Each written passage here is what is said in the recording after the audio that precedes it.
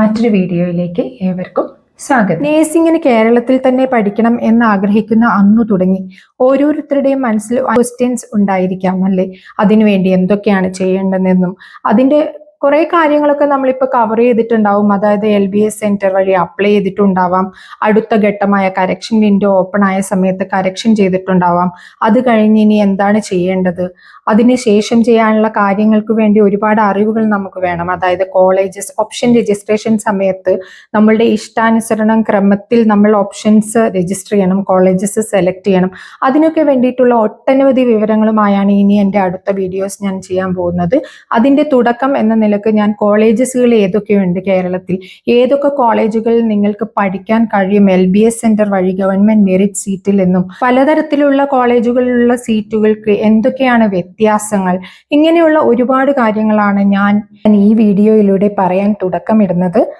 എല്ലാ കോളേജസും അതിന്റെ cut off മാർക്സും കിട്ടാനുള്ള സാധ്യതകളും എല്ലാം ഒറ്റ വീഡിയോയിൽ തീർച്ചയായും എനിക്ക് കവർ ചെയ്യാൻ കഴിയില്ല. അതുകൊണ്ട് ഞാനൊരു സീരീസ് ആയിട്ട് ഏറ്റവും ആദ്യം എനിക്ക് കവർ ചെയ്യാൻ കഴിയുന്ന ആദ്യത്തെ ഗ്രൂപ്പ് ഓഫ് കോളേജസ് തുടങ്ങി ഏറ്റവും അവസാനം കേരളത്തിലെ എല്ലാ സെൽഫ് ഫൈനാൻസിങ് കോളേജസും കവർ ചെയ്യുന്നതായിരിക്കും. കേരളത്തിലെ നേഴ്സിംഗ് കോളേജുകളുടെ മുറ്റത്തുകൂടെ ഒരു യാത്ര എന്ന് വേണമെങ്കിൽ നമുക്കതിനെ പറയാം. അതിന് ഇന്ന് തുടക്കം കുറിക്കുകയാണ്. ഏറ്റവും ആദ്യം ഗവൺമെന്റ് നഴ്സിംഗ് കോളേജസ് ഏതൊക്കെയാണെന്ന് നോക്കാം. കേരളത്തിൽ 14 ജില്ലകളിലും ഗവൺമെന്റ് നഴ്സിംഗ് കോളേജസ് ഉണ്ട്. അതിൽ 14 ഗവൺമെന്റ് നഴ്സിംഗ് കോളേജുകളാണ് ഉള്ളതെന്ന് പറയാമെങ്കിലും 14ൽ 15ന്റെ ഇഫക്റ്റ് ഉണ്ട്. അഡ്മിഷൻ എടുക്കുന്ന സമയത്ത് നമ്മൾക്ക് 15 ഓപ്ഷൻസ് ഗവൺമെന്റ് നഴ്സിംഗ് കോളേജസിന് കൊടുക്കാനുണ്ടാവും. അത് ഏതാണെന്ന് വെച്ചാൽ government college of nursing Thiruvananthapuram, അതിന് 2 സെന്ററുകളുണ്ട്, ഒന്ന് മെയിൻ സെന്ററും ഒന്ന് അനക്സും. അതുകൊണ്ട് തന്നെ തിരുവനന്തപുരം ഗവൺമെന്റ് നഴ്സിംഗ് കോളേജിൽ നമുക്ക് 190 സീറ്റുകൾ, 90 സീറ്റുകൾ മെയിനിലും 100 സീറ്റുകൾ അനക്സിലുമായിട്ടാണ് ഉള്ളത് എന്നതുകൊണ്ട് തന്നെ അഡ്മിഷന് ഓപ്ഷൻ കൊടുക്കുന്ന സമയത്ത് നമുക്ക് രണ്ടും രണ്ടായി തന്നെ കൊടുക്കേണ്ടതുണ്ട്. അതുകൊണ്ട് ഫലത്തിൽ 15 ഗവൺമെന്റ് നഴ്സിംഗ് കോളേജുകൾ കേരളത്തിൽ ഉണ്ടെന്ന് നമുക്ക് പറയാൻ കഴിയും. വളരെ പെട്ടെന്ന് തന്നെ ആ ലിസ്റ്റുകളും സീറ്റ് നമ്പറും ഞാൻ വായിക്കാം. ഏറ്റവും ലെഫ്റ്റ് സൈഡിലായി നിങ്ങൾക്ക് കാണാൻ കഴിയുന്നത് അതാത് കോളേജിന്റെ കോഡാണ്. ഓപ്ഷൻ രജിസ്ട്രേഷൻ സമയത്ത് കോഴ്സിന്റെയും കോളേജിന്റെയും കോഡ് വെച്ചിട്ടാണ് നമ്മൾ ഓപ്ഷൻ കൊടുക്കേണ്ടത്. അതുകൊണ്ട് ആ സമയത്ത് കോളേജസിന്റെ കോഡ് നിങ്ങൾ നന്നായി ശ്രദ്ധിച്ചിരിക്കണം. അൽഫബറ്റിക്കൽ ഓർഡറിൽ നോക്കിക്കഴിഞ്ഞാൽ ഏറ്റവും ആദ്യം government college of nursing Alappuzha 80 സീറ്റുകളാണ്.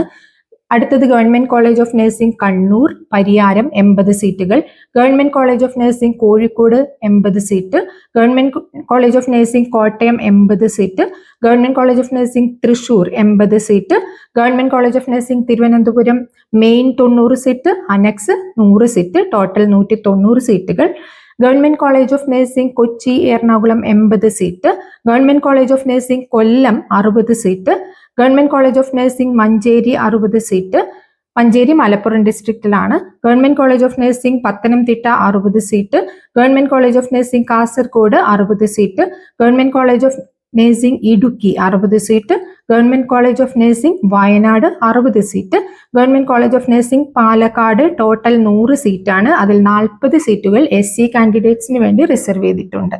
ഇനി ഞാൻ പറയുന്നത് ഗവൺമെന്റ് കോളേജുകളിൽ പഠിക്കുന്നത് കൊണ്ട് നിങ്ങൾക്കുള്ള ഗുണങ്ങൾ എന്തൊക്കെയാണെന്നാണ്. ഗവൺമെന്റ് കോളേജ് എന്ന് പറയുമ്പോൾ നിങ്ങൾക്ക് ഏറ്റവും കൂടുതൽ എക്സ്പോഷർ കിട്ടുന്ന സ്ഥലമാണ്. അതായത് ഗവൺമെന്റ് മെഡിക്കൽ കോളേജസുമായിട്ട് ബന്ധപ്പെട്ടിട്ടുള്ളതായിരിക്കും ഗവൺമെന്റ് നഴ്സിംഗ് കോളേജസ്. അതുകൊണ്ട് ഏറ്റവും കൂടുതൽ ക്ലിനിക്കൽ എക്സ്പോഷർ അവിടെയാണ് കിട്ടുക. രണ്ടാമത്തെ കാര്യം, ഏറ്റവും കുറഞ്ഞ ഫീസിൽ ഏറ്റവും ക്വാളിറ്റി എഡ്യൂക്കേഷൻ കിട്ടുന്ന സ്ഥലം തന്നെയാണ് ഗവൺമെന്റ് നഴ്സിംഗ് കോളേജസ്. നിങ്ങൾ ഏറ്റവും നല്ല ഒരു മാർക്കുള്ള കുട്ടിയാണ്, ഇൻഡെക്സ് മാർക്ക് നിങ്ങൾക്ക് 100% അല്ലെങ്കിൽ ഒരു 99.something% ഒക്കെ ആണെങ്കിൽ നിങ്ങൾക്ക് തീർച്ചയായിട്ടും ഗവൺമെന്റ് നഴ്സിംഗ് കോളേജസ് കിട്ടും എന്ന് പ്രതീക്ഷിക്കാം. അത് തന്നെയാണ് നിങ്ങൾ ഫസ്റ്റ് ഓപ്ഷൻ കൊടുക്കേണ്ടത് എന്നാണ് എൻ്റെ ഒപ്പീനിയൻ. ഇതിനെക്കുറിച്ച് നിങ്ങൾക്കൊരു ഐഡിയ കിട്ടാൻ വേണ്ടിയിട്ട് കഴിഞ്ഞ വർഷം ഓൾ കേരള ബേസിസിൽ ഏതൊക്കെ മാർക്കുള്ളവർക്കാണ് ഇൻഡെക്സ് മാർക്ക് ഏറ്റവും കുറഞ്ഞ മാർക്കിൽ കിട്ടിയിരിക്കുന്നത് ഓരോ കാറ്റഗറിയിലും എന്ന് നമുക്ക് വളരെ പെട്ടെന്നൊന്ന് പരിശോധിക്കാം. ഇതുപോലെ തന്നെ ഒന്നും ആയിരിക്കണം എന്നില്ല എല്ലാ തവണയും, പക്ഷേ നിങ്ങൾക്ക് ചെറുതായിട്ടൊരു ഐഡിയ കിട്ടാൻ വേണ്ടിയിട്ടാണ്. ഞാൻ ഇതുപോലെ തന്നെ ആയിരിക്കില്ല എന്ന് പറയാനുള്ള മെയിൻ റീസൺ എന്താണെന്ന് വെച്ചാൽ ഇൻഡെക്സ് മാർക്ക് 300, അതായത് 100% ഉള്ള കുട്ടികൾ തന്നെ 10, 700, 800 പേരും ഉണ്ടാവും. അപ്പൊ അതിൽ തന്നെ ഏത് 300 മാർക്കുള്ള കുട്ടിക്കാണ് ഫസ്റ്റ് റാങ്ക് കിട്ടുന്നത്, ഏത് കുട്ടിക്കാണ് 700ാമത്തെ റാങ്ക് കിട്ടുന്നത്? എല്ലാവർക്കും ഒരു മാർക്ക് തന്നെയാണ്. മാർക്കിന്റെ ടൈ വരുമ്പോൾ എങ്ങനെയാണ് അതിന്റെ കാൽക്കുലേഷൻ എന്നുള്ളത് ഞാൻ എൻ്റെ ചാനലിൽ ഇട്ടിട്ടുണ്ട്. അത് നോക്കിയാൽ നിങ്ങൾക്ക് മനസ്സിലാവും എത്രത്തോളം അൺപ്രെഡിക്റ്റബിൾ ആണ് നമ്മുടെ റാങ്ക് എന്നുള്ളത്. നിങ്ങളുടെ റാങ്ക് ലിസ്റ്റ് വന്നു കഴിഞ്ഞാൽ കുറച്ചുകൂടെ നിങ്ങൾക്ക് ഒരു ഐഡിയ കിട്ടും എവിടെ കിട്ടും എന്നുള്ളത്. അല്ലാതെ ഇൻഡെക്സ് മാർക്ക് വെച്ചിട്ട് നിങ്ങൾക്ക് അങ്ങനെ പറയാൻ കഴിയില്ല. അതുകൊണ്ടാണ് അങ്ങനെ ഒരു കൃത്യമായി പറയാത്തത് ആരും തന്നെ. അടുത്തതായി നമുക്ക് കട്ട് ഓഫ് മാർക്കിലേക്ക് കടക്കാം. ഓൾ കേരള ബേസിസിലുള്ള കട്ട് ഓഫ് മാർക്കുകളുടെ ലിസ്റ്റ് LBS സെന്റർ പ്രസിദ്ധീകരിച്ചിട്ടുണ്ട് 2025. അതിന്റെ അടിസ്ഥാനത്തിലാണ് ഞാൻ ഇന്നിവിടെ ഈ വീഡിയോ ചെയ്യുന്നത്, കട്ട് ഓഫ് മാർക്കിന്റെ വീഡിയോ. സ്റ്റേറ്റ് മെറിറ്റിന്, അതായത് ജനറൽ കാറ്റഗറി സ്റ്റുഡൻസിന് കഴിഞ്ഞ വർഷത്തെ കട്ട് ഓഫ് നോക്കിയാൽ 252.5 ആണ്. കാസർഗോഡ് ഗവൺമെന്റ് നഴ്സിംഗ് കോളേജിലാണ് അഡ്മിഷൻ എടുത്തിരിക്കുന്നത്. അടുത്തതായി EW എക്കണോമിക്കലി വീക്കർ സെക്ഷൻ 290 ആണ് കട്ട് ഓഫ് മാർക്ക് വരുന്നത്. ഏറ്റവും കുറഞ്ഞ മാർക്കിൽ EWന് കിട്ടിയ അഡ്മിഷന്റെ മാർക്കാണ് അത്. ഇടുക്കി നഴ്സിംഗ് കോളേജിലാണ് അഡ്മിഷൻ എടുത്തിരിക്കുന്നത്. EZ വിഭാഗത്തിൽ EZ ഈഴവയാണ്. ഈഴവ വിഭാഗത്തിൽ ഓൾ കേരള ബേസിസിൽ കഴിഞ്ഞ വർഷത്തെ ഏറ്റവും കുറഞ്ഞ mark, index mark 278.3 Kasaragod government nursing കോളേജിലായിരുന്നു. അടുത്തതായി MU മുസ്ലിം കാറ്റഗറിയിൽ ഏറ്റവും കുറഞ്ഞ ഇൻഡെക്സ് മാർക്കിൽ അഡ്മിഷൻ ലഭിച്ചിരിക്കുന്നത് 290.8 ഇൻഡെക്സ് മാർക്കായിരുന്നു. ഇടുക്കി ഗവൺമെന്റ് നഴ്സിംഗ് കോളേജിലായിരുന്നു അഡ്മിഷൻ. നെക്സ്റ്റ് വരുന്നത് BH ആണ്, ബാക്ക്വേർഡ് ഹിന്ദു ആണ് കാറ്റഗറി വരുന്നത്. അതിൽ ഏറ്റവും കുറഞ്ഞ index mark 254.2 Pathanamthitta government nursing കോളേജിലാണ് അഡ്മിഷൻ എടുത്തിട്ടുണ്ടായിരുന്നത്. അടുത്തതായി ലാറ്റിൻ കാത്തലിക് LC കാറ്റഗറിയിൽ ഏറ്റവും കുറഞ്ഞ ഇൻഡെക്സ് മാർക്ക് 265.8 ആയിരുന്നു. ഓൾ കേരള ബേസിസിൽ ഇടുക്കി ഗവൺമെന്റ് നഴ്സിംഗ് കോളേജിലാണ് അഡ്മിഷൻ എടുത്തിട്ടുണ്ടായിരുന്നത്. KU വിഭാഗത്തിൽ കുടുംബി 232.5 ആണ് ഏറ്റവും കുറഞ്ഞ ഇൻഡെക്സ് മാർക്ക്. കഴിഞ്ഞ വർഷം ഓൾ കേരള ബേസിസിൽ അഡ്മിഷൻ എടുത്തിരുന്നത് Kannur government nursing college Pariyaram, അവിടെയായിരുന്നു അഡ്മിഷൻ. അടുത്തതായി ധീവര വിഭാഗത്തിൽ ഏറ്റവും കുറഞ്ഞ ഇൻഡെക്സ് മാർക്ക് കഴിഞ്ഞ വർഷം ഓൾ കേരള ബേസിസിൽ അഡ്മിഷൻ എടുത്തിരിക്കുന്നത് 250 ആണ്. വയനാട് ഗവൺമെന്റ് നഴ്സിംഗ് കോളേജിലായിരുന്നു അഡ്മിഷൻ. VK വിശ്വകർമ്മ ഏറ്റവും കുറഞ്ഞ ഇൻഡെക്സ് മാർക്ക് 292.5 ആയിരുന്നു. ഓൾ കേരള ബേസിസിൽ കാസർഗോഡ് ഗവൺമെന്റ് നഴ്സിംഗ് കോളേജിലായിരുന്നു അഡ്മിഷൻ എടുത്തിട്ടുണ്ടായിരുന്നത്. KN കുശവൻ വിഭാഗത്തിൽ 212.5 ആയിരുന്നു ഏറ്റവും കുറഞ്ഞ index mark. All Kerala basis Pathanamthitta government nursing കോളേജിലായിരുന്നു അഡ്മിഷൻ. 216.7 ആയിരുന്നു ഷെഡ്യൂൾഡ് കാസ്റ്റ് വിഭാഗത്തിൽ SC വിഭാഗത്തിൽ ഏറ്റവും കുറഞ്ഞ ഇൻഡെക്സ് മാർക്ക് അഡ്മിഷൻ എടുത്തിരിക്കുന്നത്. കണ്ണൂർ ഗവൺമെന്റ് നഴ്സിംഗ് കോളേജിലായിരുന്നു അഡ്മിഷൻ. ST വിഭാഗത്തിൽ ഷെഡ്യൂൾഡ് ട്രൈബ് വിഭാഗത്തിൽ 201.7 ആയിരുന്നു ഏറ്റവും കുറഞ്ഞ ഇൻഡെക്സ് മാർക്ക് കഴിഞ്ഞ വർഷം അഡ്മിഷൻ എടുത്തിരിക്കുന്നത്. തിരുവനന്തപുരം മെയിൻ ഗവൺമെന്റ് നഴ്സിംഗ് കോളേജിന്റെ ബ്രാഞ്ചിലായിരുന്നു അഡ്മിഷൻ. എന്നാൽ ഗവൺമെന്റ് നഴ്സിംഗ് കോളേജസിൽ MQ മൈനോറിറ്റി കോട്ട, MG മാനേജ്മെന്റ് കോട്ട, NRI കോട്ട, NR ഇത്രയും വിഭാഗങ്ങളിൽ ഗവൺമെന്റ് നഴ്സിംഗ് കോളേജസിൽ അഡ്മിഷൻ നടത്തുന്നില്ല. അതുകൊണ്ട് തന്നെ ആ കോളങ്ങൾ ബ്ലാങ്ക് ആയി കിടക്കുന്നത് നിങ്ങൾക്ക് കാണാൻ കഴിയും. ഇനി ഒരു ഗവൺമെന്റ് കോളേജിലേക്ക് അഡ്മിഷൻ കിട്ടാൻ, നഴ്സിംഗിന് വേണ്ടി അഡ്മിഷൻ കിട്ടാൻ വേണ്ടി നിങ്ങൾക്ക് എത്രയാണ് ചെലവ് വരുന്നത് എന്ന് നോക്കാം. ഏറ്റവും ആദ്യം നിങ്ങൾ അപ്ലിക്കേഷൻ സമയത്ത്, നിങ്ങൾ ഒരു ജനറൽ കാറ്റഗറി ആണെങ്കിൽ നിങ്ങൾക്ക് 800 റുപ്പീസ് ആയിരുന്നു അപ്ലിക്കേഷൻ ഫോമിന് വേണ്ടി എടുക്കേണ്ടത്. അതുപോലെ നിങ്ങളൊരു റിസർവേഷൻ കാറ്റഗറി, ഫീ കൺസെഷനുള്ള കാറ്റഗറി ആണെങ്കിൽ, SC ST OEC കാറ്റഗറി ഒക്കെ ആണെങ്കിൽ നിങ്ങൾക്ക് 400 രൂപയായിരുന്നു അപ്ലിക്കേഷൻ ഫീ. അത് കഴിഞ്ഞു കഴിഞ്ഞാൽ നിങ്ങൾ പിന്നീട് അടക്കേണ്ട ഒരു ഫീ എന്ന് പറയുന്നത് അഡ്മിഷൻ ഓപ്ഷൻ രജിസ്ട്രേഷൻ കഴിഞ്ഞ് നിങ്ങൾക്ക് അലോട്ട്മെന്റ് വരുമ്പോൾ ഏറ്റവും ആദ്യം നിങ്ങൾ അലോട്ടഡ് ആവുന്ന ഒരു കോളേജ്, ആ കോളേജിൽ നിങ്ങൾ അലോട്ട്മെന്റ് എടുത്തിരിക്കണം എന്ന് മസ്റ്റാണ്. അല്ലെങ്കിൽ നിങ്ങൾ അലോട്ട്മെന്റ് സിസ്റ്റത്തിൽ നിന്ന് ഔട്ടായി പോകും. നിങ്ങൾക്ക് വളരെയധികം ഇഷ്ടപ്പെട്ട കോളേജ് അല്ലെങ്കിൽ പോലും നിങ്ങൾ ഏറ്റവും ആദ്യം കിട്ടുന്ന അലോട്ട്മെന്റ് നിങ്ങൾ എടുത്തിരിക്കണം. അങ്ങനെ അലോട്ട്മെന്റ് നിങ്ങൾക്ക് അഡ്മിഷൻ ഉറപ്പിക്കാൻ വേണ്ടി നിങ്ങൾ ആ സമയത്ത് അടയ്ക്കേണ്ടുന്ന ഒരു തുകയാണ് ടോക്കൺ ഫീ എന്ന് പറയുന്നത്. ടോക്കൺ ഫീ ഗവൺമെന്റ് മെറിറ്റ് സീറ്റുകളാണെങ്കിലും പ്രൈവറ്റ് കോളേജുകൾക്ക് അത് 25,000ഉം, ഗവൺമെന്റ് നഴ്സിംഗ് കോളേജുകളുടെ കേസിലാണെങ്കിൽ അത് 23,170 ആയിരിക്കും. കൺസെഷൻ ഉള്ളവർക്ക് ടോക്കൺ ഫീ 1000 rupees ആയിരിക്കും. ടോക്കൺ ഫീ അടച്ചു വേണം നിങ്ങൾ അഡ്മിഷൻ ഉറപ്പിക്കാൻ. അഡ്മിഷൻ എടുക്കാനായി നിങ്ങൾ അടയ്ക്കേണ്ടുന്ന ഒരു വർഷത്തേക്ക് വേണ്ട ഫീ ആണ് 23,170 ആണ് ഗവൺമെന്റ് കോളേജസിലേക്ക്. നിങ്ങൾ അടക്കുന്ന ടോക്കൺ ഫീ എന്ന് പറയുന്നത് ഒരു അഡ്വാൻസ് പേയ്മെന്റ് ആണ്. അത് പിന്നീട് നിങ്ങളുടെ ഫീ ഇനത്തിലേക്ക് കണക്കാക്കപ്പെടുന്നതായിരിക്കും. അതുകൊണ്ട് തന്നെ അത് കഴിച്ചുള്ള ബാക്കി എമൗണ്ട് മാത്രമേ നിങ്ങൾ പിന്നീട് അടയ്ക്കേണ്ടതായി വരുന്നുള്ളൂ.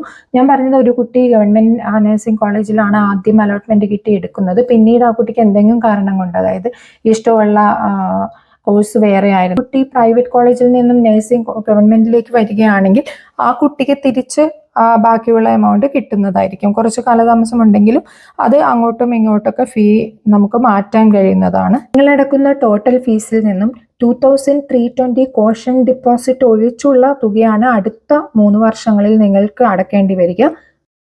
ഫീ കൺസെഷനുള്ള വിഭാഗക്കാരായ SC, ST, OEC, OBCയിലെ 30ഓളം വരുന്ന ലിസ്റ്റഡ് കാറ്റഗറീസ് ടോക്കൺ ഫീ മാത്രം അടച്ചാൽ മതി. ബാക്കി ട്യൂഷൻ ഫീ അങ്ങനെയുള്ള വിവിധ തരം ഫീസുകൾ അടക്കേണ്ടതില്ല. അടുത്ത 3 വർഷങ്ങളിൽ 20,850 ആണ് അടുത്ത 3 വർഷങ്ങളിൽ നിങ്ങൾ അടക്കേണ്ടത്.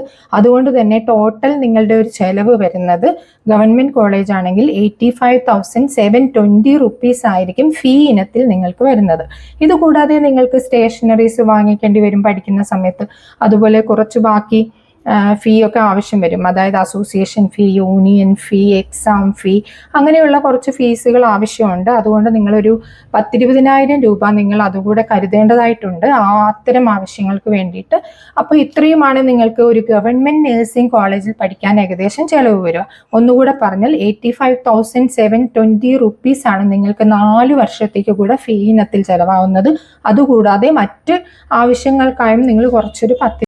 അതുകൊണ്ട് തന്നെ ഗവൺമെന്റ് നഴ്സിംഗ് കോളേജസിലോട്ട് ഏറ്റവും കൂടുതൽ മാർക്ക് കിട്ടിയ എല്ലാ വിദ്യാർത്ഥികളും തന്നെ എല്ലാ വർഷവും ചേരുന്നതായി കാണാറുണ്ട്. പിന്നെ ഒരു പ്രധാനപ്പെട്ട കാര്യം, LBS വഴി ഗവൺമെന്റ് മെറിറ്റ് സീറ്റിലേക്ക് അഡ്മിഷൻ എടുക്കുന്ന വിദ്യാർത്ഥികൾക്ക് എല്ലാത്തരം സ്കോളർഷിപ്പുകളും കൺസെഷനും ഏത് ടൈപ്പ് കോളേജ് ആയാലും കിട്ടുന്നതായിരിക്കും. അതുകൊണ്ട് അതിനെക്കുറിച്ച് വറി ചെയ്യേണ്ട കാര്യമില്ല. ഗവൺമെന്റ് മെറിറ്റ് സീറ്റിൽ ജോയിൻ ചെയ്യാൻ നോക്കുക അത്തരം സ്റ്റുഡൻസ്. പിന്നെ മൈനോറിറ്റി സ്റ്റുഡൻസിന് മൈനോറിറ്റി കോളേജസ് ഉണ്ട്. ഇനി ഞാൻ പറയുമ്പോൾ മനസ്സിലാവും. അതായത് മൈനോറിറ്റി വിഭാഗത്തിൽ പെടുന്ന മാനേജ്മെന്റ് കോളേജുകളിൽ അവർക്ക് 20% സംവരണമുണ്ട്. അതുകൊണ്ട് അത്തരം സംവരണങ്ങളൊക്കെ തന്നെ ഉപയോഗിക്കാൻ പ്ലാൻ ചെയ്ത് വേണം ഓപ്ഷൻ കൊടുക്കാനായിട്ട്. അവിടെ നിങ്ങൾക്ക് കിട്ടാനുള്ള കുറച്ചുകൂടി സാധ്യത കൂടുതലായതുകൊണ്ട് തന്നെ അതും മനസ്സിൽ ഓർമ്മ വേണം ഓപ്ഷൻ രജിസ്ട്രേഷൻ സമയത്ത്. ഇന്ന് ഞാൻ ഏറ്റവും കൂടുതൽ എംഫസൈസ് ചെയ്ത് പറഞ്ഞിരിക്കുന്നത് മുഴുവനും തന്നെ ഗവൺമെന്റ് നഴ്സിംഗ് കോളേജസിന്റെ കാര്യങ്ങളാണ്. അവിടെയുള്ള ഫീസ് സ്ട്രക്ചറും അവിടെയുള്ള എഡ്യൂക്കേഷൻ്റെ ക്വാളിറ്റിയെ കുറിച്ചും അവിടെയുള്ള കട്ട് ഓഫ് മാർക്കിനെ കുറിച്ചും ഏതൊക്കെയാണെന്നതിനെ കുറിച്ചൊക്കെയാണ് ഞാൻ പറഞ്ഞിട്ടുള്ളത്. ഇതിനകത്ത് ഗവൺമെന്റ് നഴ്സിംഗ് കോളേജുകളുടെ എന്തെങ്കിലും കാര്യങ്ങൾ നിങ്ങൾക്ക് സംശയം ഉണ്ടെങ്കിൽ ഒട്ടും മടിക്കാതെ കമന്റ് സെക്ഷനിൽ ചോദിക്കുക.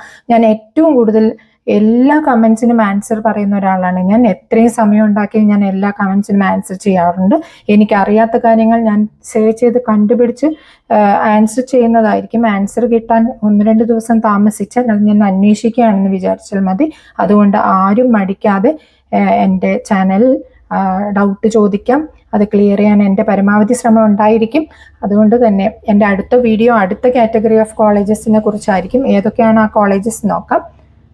രണ്ടാമതായി ഞാൻ ഡീറ്റെയിൽഡ് ആയിട്ട് പറയാൻ അടുത്ത വീഡിയോകളിൽ ഉദ്ദേശിക്കുന്നത് BSc nursing colleges under Malabar cancer centre. ഇത് കഴിഞ്ഞാൽ ഞാൻ പറയാൻ ഉദ്ദേശിക്കുന്നത് BSc nursing colleges under CMET, state institute of medical education and technology. അടുത്തതായി LBS സെന്ററിന്റെ അണ്ടറിൽ സീറ്റുകൾ വരുന്നത് CPASന്റെ കോളേജുകളാണ്. Centre for professional and advanced studies, ഗവൺമെന്റിന്റെ അണ്ടറിൽ വരുന്ന കുറച്ച് സീറ്റുകൾ അതിലുണ്ട്. BSc nursing colleges under CAPE, cooperative academy of professional education. Next വരുന്നത് BSc nursing private self financing colleges. കേരളത്തിന്റെ വിവിധ ജില്ലകളിൽ ഏതൊക്കെയാണ് nursing colleges private self financing LBS സെന്ററിൽ കൂടെ ഗവൺമെന്റ് മെറിറ്റ് സീറ്റുകൾ കിട്ടാൻ സാധ്യതയുള്ളത്, അവിടങ്ങളിലൊക്കെയുള്ള ഫീസ് സ്ട്രക്ചറൊക്കെ കഴിഞ്ഞ കാലങ്ങളിൽ എങ്ങനെയൊക്കെ ആയിരുന്നു, എങ്ങനെയാണ് അവിടുത്തെ ഒരു ഇൻഡെക്സ് മാർക്ക് കട്ട് ഓഫ് അനുസരിച്ച് ക്വാളിറ്റി വരുന്നത്, ഇങ്ങനെയുള്ള കാര്യങ്ങളൊക്കെയാണ് അടുത്ത വീഡിയോസിൽ ഞാൻ ഡിസ്കസ് ചെയ്യാൻ ഉദ്ദേശിക്കുന്നത്. ടോട്ടൽ LBS സെന്റർ വഴി കഴിഞ്ഞ വർഷം അഡ്മിഷൻ എടുത്തിരിക്കുന്ന കോളേജസ് എന്ന് പറയുന്നത് നേഴ്സിങ്ങിന് വേണ്ടി അഡ്മിഷൻ എടുത്തിരിക്കുന്നതാണ് ഞാൻ ഉദ്ദേശിച്ചത്. 163 കോളേജുകളിലേക്കാണ് ടോട്ടൽ അഡ്മിഷൻ കഴിഞ്ഞ വർഷം LBS സെന്റർ വഴി നടത്തിയിരുന്നത്. നിങ്ങൾക്ക് ഓപ്ഷൻ രജിസ്ട്രേഷൻ സമയത്ത് കഴിഞ്ഞ വർഷങ്ങളിലെ പോലെ തന്നെ ഓപ്ഷൻ രജിസ്റ്റർ ചെയ്യാനായിട്ടുള്ള കോളേജസിന്റെ എണ്ണത്തിൽ യാതൊരു ലിമിറ്റും ഇല്ല. അതുകൊണ്ട് തന്നെ മാക്സിമം ഓപ്ഷൻസ് കൊടുക്കുക. ഓപ്ഷൻ നിങ്ങൾ കൊടുത്ത ഓപ്ഷൻ തീരുകയാണെങ്കിൽ നിങ്ങൾ അലോട്ട്മെന്റിൽ നിന്നും ഔട്ടായി പോകുന്നത് കൊണ്ട് തന്നെ മാക്സിമം നമ്പർ ഓഫ് കോളേജസ് നിങ്ങൾക്ക് ഇഷ്ടമുള്ള ക്രമത്തിൽ കൊടുക്കേണ്ടതാണ്. അത് പ്രത്യേകം ശ്രദ്ധിക്കുക. അങ്ങനെ ആയാൽ മാത്രമേ പിന്നീടുള്ള അലോട്ട്മെന്റുകളിൽ നിങ്ങൾക്ക് ഇഷ്ടമുള്ള കോളേജസിലേക്ക്, ഏറ്റവും ഇഷ്ടമുള്ള കോളേജസിലേക്ക് നിങ്ങൾക്ക് എത്തിച്ചേരാൻ കഴിയൂ. ഇത്തരം കാര്യങ്ങൾ വളരെയധികം ശ്രദ്ധിക്കേണ്ടതാണ്. ഇനിയുള്ള എൻ്റെ വീഡിയോസിൽ ഇത്തരം ശ്രദ്ധിക്കേണ്ട പ്രധാനപ്പെട്ട എംഫസൈസ് കൊടുക്കേണ്ട ഏതൊക്കെ പോയിന്റ്സ് ആണ്, അങ്ങനെയുള്ള എല്ലാ ഡീറ്റെയിൽസും ഞാൻ പറയുന്നതായിട്ട്. ഓപ്ഷൻ രജിസ്ട്രേഷന് പോർട്ടൽ ഓപ്പൺ ആവുന്നതിന്റെ ഇടയിലുള്ള സമയമെല്ലാം നിങ്ങൾ കോളേജസിനെ കുറിച്ചുള്ള സ്റ്റഡിയും ചെയ്തിട്ടുണ്ടാവണം. യാതൊരു ഐഡിയയും ഇല്ലാത്ത ഒരാൾ പോയിട്ട് എനിക്ക് ഇതാണ് വേണ്ടതെന്ന് ഓപ്ഷൻ പറയാൻ കഴിയില്ല അല്ലെ. നിങ്ങൾ കോളേജസ് ഒക്കെ പരിചയപ്പെടണം, കോളേജുകൾ ഫെമിലിയറൈസ് ചെയ്ത് വെക്കണം. അതിലേതാണ് നിങ്ങളുടെ ഇഷ്ടാനിഷ്ടങ്ങളൊക്കെ ഒന്ന് ഓർത്ത് വെച്ച് പ്രിഫറൻസ് ക്രമത്തിൽ നിങ്ങളുടെ മനസ്സിൽ ഒരു ഐഡിയ ഉണ്ടായിരിക്കണം. അപ്പോഴാണ് നിങ്ങൾക്ക് കൃത്യമായിട്ട് ഓപ്ഷൻ രജിസ്ട്രേഷൻ സാധിക്കുകയുള്ളൂ. അതുകൊണ്ട് അടുത്ത ഓപ്ഷൻ രജിസ്ട്രേഷന് വേണ്ടിയിട്ട് കോളേജസിനെയൊക്കെ പരിചയപ്പെടാൻ വേണ്ടിയിട്ട് അടുത്ത ഒരു വീഡിയോ ആയിട്ട് ഞാൻ വരുന്നതായിരിക്കും. പിന്നെ കൂടാതെ അടുത്തതായിട്ട് ട്രയൽ അലോട്ട്മെന്റും ബാക്കി കാര്യങ്ങളൊക്കെയാണ് വരാൻ പോകുന്നത്. അവിടെയൊക്കെ ശ്രദ്ധിക്കേണ്ട എന്തൊക്കെ കാര്യങ്ങളാണെന്ന് അടുത്ത വീഡിയോയിലൂടെ ഞാൻ പറയുന്നതായിരിക്കും. അപ്പോൾ അതുവരെ എല്ലാവർക്കും നമസ്കാരം.